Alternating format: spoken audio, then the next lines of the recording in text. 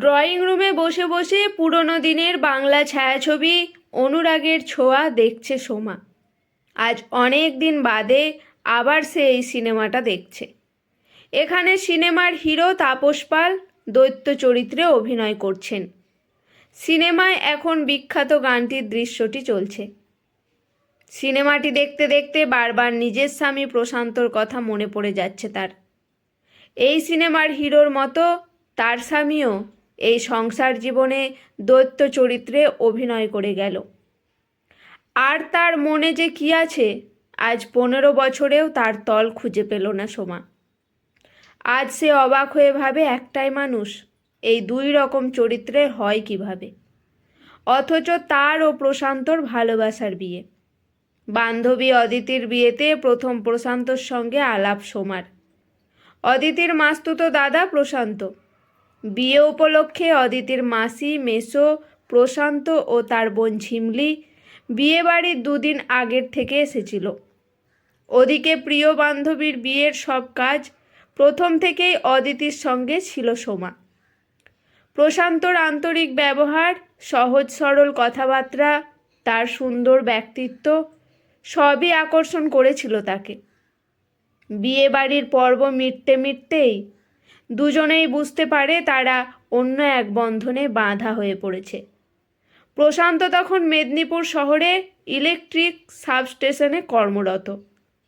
সোমা তখন বিদ্যাসাগর বিশ্ববিদ্যালয়ে ইতিহাসে মাস্টার্স করছে। এরপর বছর 2 তারা দুজনে চুটিয়ে প্রেম করে। দীর্ঘক্ষণ ফলে আলাপচারিতা হয়। প্রায়ই প্রশান্তর বাইকে চেপে মেদিনীপুর শহরের ধারপাশে ঘুরতে বের হয় সোমা। একসাথে সিনেমা দেখতে যাওয়া, কফি শপে যাওয়া, রেস্টুরেন্টে খাওয়া দাওয়া, এভাবেই সময় পেরিয়ে যায়। কিছুদিন পর সোমা এসএসসি পরীক্ষায় পাশ করে মেদিনীপুর শহর থেকে প্রায় 20 কিমি দূরে ইন্দা উচ্চ বালিকা বিদ্যালয়ে ইতিহাসের শিক্ষিকা হিসেবে যোগদান করে। মাস 6 পর দুবারই সম্মতিতে তারা পরস্পর বিবাহ বন্ধনে আবদ্ধ হয়। বিয়ের কিছুদিন পর তারা হানিমুনে গ্যাংটক ঘুরে আসে। প্রশান্তের ভালোবাসায় ভরপুর হয়ে ওঠে তার জীবন। গ্যাংটক থেকে ঘুরে আসার পর একদিন রাত্রে শোবার সময় সোমা দেখে প্রশান্ত তার ফোন খুলে গভীর মনোযোগ সহকারে দেখছে। সে ড্রেসিং টেবিলের সামনে চুল আঁচড়াতে বসে। তখনই প্রশান্ত প্রশ্ন করে, তোমার সব বন্ধুরা মেসেজ করছে, এরপর সারা রাত বসে বসে ওদের রিপ্লাই দাও। আচ্ছা, তোমার কন্ট্যাক্টে এত ছেলের নাম্বার কেন? আর এত ছেলে বন্ধুরাই তোমাকে কেন হোয়াটসঅ্যাপ করে? উফ, কত লম্বা লিস্ট! জয়, সৌরভ, দেবাশিস, প্রিয়ম, সাগ্নিক, অনিরুদ্ধ। বাহ, এই তো জয় লিখেছে। কিরে, হানিমুন কেমন হলো? নাও, এবার তোমার ছেলে বন্ধুদের হানিমুনের কাহিনী শোনাও। বলি, এরা সবাই তোমার বন্ধু না তোমার পিছনে লাইনেও ছিল? আমার আগে কতজনের সঙ্গে প্রেম ছিল তোমার? প্রাক্তন প্রেমিক নাকি যে তোমার হানিমুনের গল্প শুনতে চাইছে? প্রশান্তর কথাগুলো শুনে হাতটা থেমে যায় তার। ঘুরে দাঁড়িয়ে ফোনটা হাত থেকে কেড়ে নিতে নিতে বলে, ভদ্রভাবে কথা বলো প্রশান্ত। ওরা সব আমার বন্ধু। নতুন বিয়ে, তাই খোঁজ খবর নিচ্ছে। সেদিন অভিমান করে পাশ ফিরে শুয়েছিল সোমা। প্রশান্তও তার অভিমান ভাঙায়নি। পরে পরে কেউ ফোন করলে প্রশান্ত হাজারটা প্রশ্ন করে। কে ফোন করেছিল, কেন করেছিল, কি বলছিল, দেখাও আমাকে ফোনটা, দেখি আজকে কে কি মেসেজ করেছে। প্রশান্তর ব্যবহারে অবাক হয়ে যায় সোমা। আহত স্বরে বলে, প্রশান্ত, আমি তোমার স্ত্রী। তুমি কি আমাকে, আমার চরিত্রকে সন্দেহ করছো? তুমি তো আমাকে ভালোবেসে বিয়ে করেছো। 3 বছর ধরে আমার সঙ্গে মেলামেশা করেছো। তুমি তো জানো আমার অন্য কোনো সম্পর্ক নেই, আমি শুধু তোমাকেই ভালোবাসি। তাহলে আমার সঙ্গে এরকম ব্যবহার করছো কেন? উত্তরে প্রশান্ত বলেছিল, আমি তো তোমার স্বামী। তোমার ফোনটা দেখতে চেয়েছি, তাতে অপরাধ হয়েছে? কাকে ফোন করেছিলে স্বামী হিসেবে এটা জানতে চাওয়াটা কি আমার অন্যায়, অপরাধ? এবার থেকে সব বন্ধুদের সঙ্গে আমার সামনে ভিডিও কলে কথা বলবে। প্রশান্তর কথা শুনে সে স্তম্ভিত হয়ে গিয়েছিল। সেদিন আর কোনো কথা বাড়ায়নি। সপ্তাহ দুয়েক পর একদিন হঠাৎ করে বাস অবরোধ হয়। রাস্তায় কোথায় অ্যাক্সিডেন্ট হয়েছে, সেজন্য স্থানীয় লোকজন বাস অবরোধ করেছে। স্কুল থেকে কিছুটা রাস্তা এসে বাধ্য হয়ে বাস থেকে নামতে হয় সব যাত্রীদের। এরপর কিভাবে বাড়ি ফিরবে ভেবে পায় না সোমা। কিছুক্ষণ পর বাইকে করে তার এক কলিগ অর্পণদা এসে তাকে রাস্তার মাঝে দাঁড়িয়ে থাকতে দেখে বলেন, ম্যাডাম, বাস কখন চলবে তার তো ঠিক নেই। আমার বাইকে চাপুন, আমি আপনাকে বাড়িতে পৌঁছে দেব। আমার বাড়িও তো মেদিনীপুর শহরে, আপনি আমার সঙ্গে চলুন। বেশি কিছু না ভেবে সেও চেপে বসেছিল অর্পণদার বাইকে। বাড়িতে আসতেই তাদের দেখে মুখটা গম্ভীর হয়ে যায় প্রশান্তর। অর্পণ বাবুর সঙ্গে পরিচয় করিয়ে দিতে তার সঙ্গে হেসে কথা বলে। অর্পণ বাবুকে বাড়িতে আসতে, বসতে এবং চা খেয়ে যেতে অনুরোধ করে। অর্পণ বাবু ভদ্রভাবে কথাবার্তা বলে, তাকে নামিয়ে দিয়ে চলে যায়। কিন্তু শোবার ঘরে ঢুকে তার ওপর ফেটে পড়ে প্রশান্ত। প্রচণ্ড নোংরা ভাষায় কথাবার্তা বলে, গালিগালাজও করে বসে। প্রচণ্ড আক্রোশে বলে, কতদিন চলছে এসব প্রেম পর্ব? সেই জন্য এত সেজেগুজে স্কুলে যাওয়া। বাড়িতে মন টিকছে না, নিত্য নতুন লোক চাই। বাড়িতে তো ফোনের ওপর নজর রাখি, তাই স্কুলে যত নোংরামি নষ্টামি চালিয়ে আসো। বাস অপরাধ তো আমাকে ফোন করতে পারতে, তা না হলে লোকের মোটর সাইকেলে লোকের পিঠের ওপর নিজের শরীর ঠেকিয়ে চেপে বসে বাড়িতে আসছো। বাজে চরিত্রের মেয়ে। প্রশান্তর কথাবার্তা শুনে সোমা কেঁদে ফেলে। অথচ বাইরে এই প্রশান্ত কত ভালো মানুষ, মা বাবার কাছে আদর্শ ছেলে। একমাত্র বোন ঝিমলি দাদা ভাই বলতে অজ্ঞান। ঝিমলির সব আদর আবদার মেটায় তার দাদা।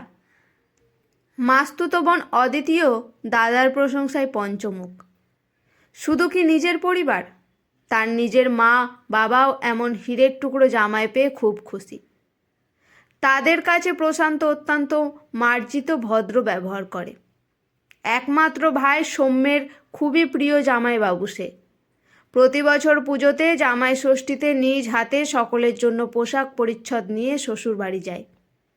তার বাবা মায়ের সমস্ত রকম আপদে বিপদে পাশে দাঁড়ায়। ঠিক সময়ে ডাক্তারের অ্যাপয়েন্টমেন্ট নিয়ে তাদের ডাক্তার দেখিয়ে দেয়। তারাও প্রশান্তকে পুত্রবৎ স্নেহ করেন। পাড়াতেও চারিদিকে প্রশান্তের সুনাম শুনতে পাওয়া যায়। তার কোনো রকম চারিত্রিক দোষ ত্রুটি নেই, কোনো নেশা নেই, অফিস থেকে এসে বাড়িতেই থাকে। আর সোমাকেও তো প্রচণ্ড রকম ভালোবাসে, সব সময় চোখে হারায়, সব সময় নিজের কাছে রাখতে চায়। তাকে প্রয়োজনের অতিরিক্ত শাড়ি গয়না কিনে দেয়, সাথে করে বাইরে বেড়াতে খাওয়াতে নিয়ে যায়। তখন অত্যন্ত স্বাভাবিক ভদ্র ব্যবহার করে, কিন্তু মাঝে মাঝে এই ধরনের অবুঝের মতো আচরণ করে বসে। তাকে অন্য কোনো পুরুষের সঙ্গে দেখতে পারে না। সে কারো সঙ্গে হেসে কথা বললেও সেটা সন্দেহের চোখে দেখে প্রশান্ত। এবারের ঘটনায় প্রচণ্ড অপমানিত হয়ে সোমা বাপের বাড়ি চলে যায়। সেখানে গিয়ে বাবা মাকে তাদের হীরের টুকরো জামাইয়ের সন্দেহ বাতিকের কথা খুলে বলে। সব শুনে তার মা বলেন, ওটা অনেকেরই হয়, তোকে খুব ভালোবাসে বলেই হয়তো নজরদারি করে। তাছাড়া তোদের নতুন বিয়ে, এই সামান্য কারণে রাগ করে বাপের বাড়িতে এসে বসে থাকার মানে নেই। বাবা বলেন, সাংসারিক জীবনে এমন অনেক ঘটনায় মানিয়ে নিয়ে চলতে হয়। এই সামান্য কারণে মধ্যবিত্ত ফ্যামিলিতে স্বামী সংসার ত্যাগ করে বাপের বাড়িতে এসে থাকা ভালো দেখায় না। জামাই যদি তোমায় ফোন দেখতে চায় তো দেখতে দেবে, ও তোমার স্বামী, যেভাবে চলতে বলবে সেভাবে মানিয়ে চলার চেষ্টা করবে, তাহলে দেখবে সংসার জীবন টিকে থাকতে পারবে। বাবা মায়ের বলা কথাগুলো মানতে পারেনি সোমা, আবার কিছু বলতেও পারেনি। বাবা মা তাদের সাংসারিক জীবনের অভিজ্ঞতা ও মধ্যবিত্ত মানসিকতা থেকে কথাগুলো বলেছেন, অথচ তার মন মানতে প্রস্তুত নয়। সে চিৎকার করে বলতে চায়, এটা তো আমার অপমান, কিভাবে নিজের অপমান দিনের পর দিন মানিয়ে নিয়ে থাকবো কিভাবে নিজের আত্মমর্যাদায় বিসর্জন দেব, কিন্তু কোনো সমাধান সূত্র পায় না। প্রশান্তকে ছেড়ে দেওয়ার কথা ভাবতেও পারে না। পরের দিনই প্রশান্ত তাকে নিতে আসে। রাতে একান্তে তাকে বলে, সরি সোমা, এবারের মতো মাফ করে দাও, আর কখনো তোমাকে সন্দেহ করব না, খারাপ কথা বলবো না, এবারের মতো ক্ষমা করে ফিরে চলো। তারপর একটার পর একটা দিন পেরিয়ে গেছে। তার কোলে একে একে পুত্রদীপ ও কন্যা কথাকলি এসেছে, কিন্তু প্রশান্তের স্বভাবের কোনো পরিবর্তন হয়নি। জীবনের কতগুলো দিন খুব ভালোভাবে কাটায় তারা। আবার হঠাৎই কোনো সামান্য কারণে প্রশান্তের সন্দেহের বিষে জর্জরিত হয় সে। চলেছে দীর্ঘ দাম্পত্য ঝগড়া। প্রশান্তের কথার দংশনে একে একে স্কুল কলেজের বন্ধুদের সঙ্গে ফোনালাপ বন্ধ করে দিয়েছিল সোমা। ফোন থেকে ফেসবুক, টুইটার, ইনস্টা সব ডিলিট করে দিয়েছিল। পরিচিত কারোর বাড়িতে প্রশান্ত ছাড়া সে একা যেত না। কোনো আত্মীয়কে নিজের থেকে বাড়িতে আসতেও বলতো না। ছেলে মেয়ে ও সংসারের মধ্যে নিজেকে পুরোপুরি নিয়োজিত করে ফেলেছিল। হাসতে পর্যন্ত ভুলে গিয়েছিল। সব সময় ভয়ে ভয়ে থাকতো, এই বুঝি কোনো কারণে সন্দেহ করে ঝগড়া অশান্তি বাঁধালো মানুষটা। তবে যা কিছু কথা কাটাকাটি, গালিগালাজ সব চলতো চার দেওয়ালের মধ্যে, শুধুমাত্র তার সঙ্গে। বাইরে প্রশান্ত সম্পূর্ণ অন্য মানুষ। মেয়ে কথা করলে হবার পর অত্যন্ত মানসিক ডিপ্রেশনে সোমা চাকরিটা ছেড়ে দিতে চেয়েছিল। তখন বান্ধবী অদিতি তাকে বোঝায়, চাকরিটা তুই ছাড়িস না সোমা, দাদার এটা এক ধরনের মানসিক রোগ, এ রোগ সারবার নয়, তুই ওর সঙ্গে থেকে থেকে প্রায় রোগীর মতো হয়ে গেছিস। চাকরিটা ছেড়ে আরও দীর্ঘক্ষণ ওর সঙ্গে থাকলে তুই একদম পাগল হয়ে যাবি। তার চেয়ে স্কুলে অনেক ছাত্রছাত্রীর মাঝে কিছুক্ষণের জন্য এসব ভুলে থাকতে পারবি। দাদা যদি সারা জীবন অবুঝ থাকে, তুই কি করবি? তোকে নিজের জন্য, ছেলে মেয়েদের জন্য ভালোভাবে থাকতে হবে। অদিতির কথাতে নতুন করে মনে সাহস পাইছে। এখন অদিতির সঙ্গে ফোনে সে প্রশান্তর সব কথা শেয়ার করে। অদিতিও তার দাদাকে বকে, বোঝায়। এখন সোমাও প্রশান্তর সঙ্গে সমান তালে ঝগড়া করে। এভাবে 15 বছর ধরে তাদের সম্পর্কটা টিকে আছে। ছেলে মেয়ে বড় হয়ে গেছে। একজন 8ম শ্রেণীতে, একজন 5ম শ্রেণীতে পড়াশোনা করে। এখন প্রশান্তের সন্দেহ বাতিকের কথা সে তার শাশুড়িকে ও ননদকে পর্যন্ত বলে দেয়। শাশুড়ি মা তার ছেলেকে বোঝাবার চেষ্টা করেন। ননদ বৌদির পক্ষ নিয়ে দাদা ভাইয়ের সঙ্গে ঝগড়া করে। সকলের কাছে বকুনি খেয়ে খেয়ে প্রশান্তের সন্দেহ বাতিকগ্রস্ত রোগ কিছুটা কমেছে, তবে একেবারেই পুরো চলে যায়নি। মাঝে মাঝে দাঁত মুখ খিচিয়ে বেরিয়ে পড়ে। সেও এখন আর প্রশান্তর মেজাজকে ততটা গ্রাহ্য করে না, নিজের ছন্দে চলে। ঝগড়া বেশি হলে ছেলে মেয়ে নিয়ে বাড়ি ছাড়ার হুমকি দেখায়। প্রশান্ত তখন চুপ করে থাকে। এভাবেই সুখ দুঃখ, হাসি কান্না, আনন্দ বিষাদের মধ্যে কাটতে থাকে তাদের জীবন। আজ এই ছায়াছবিটা দেখতে দেখতে সোমা ভাবে, ইস, প্রশান্তর মনের ভেতরটা যদি সত্যিই দেখতে পেতাম তাহলে বেশ ভালো হতো। সংসারের চলচ্চিত্রে সারা জীবন দৈত্য ভূমিকায় অভিনয় করে গেল লোকটা। আজকের গল্পটি এখানেই সমাপ্ত। গল্পটি কেমন লাগলো অবশ্যই কমেন্ট করে জানাবেন। ভালো লেগে থাকলে পাশে থাকবেন।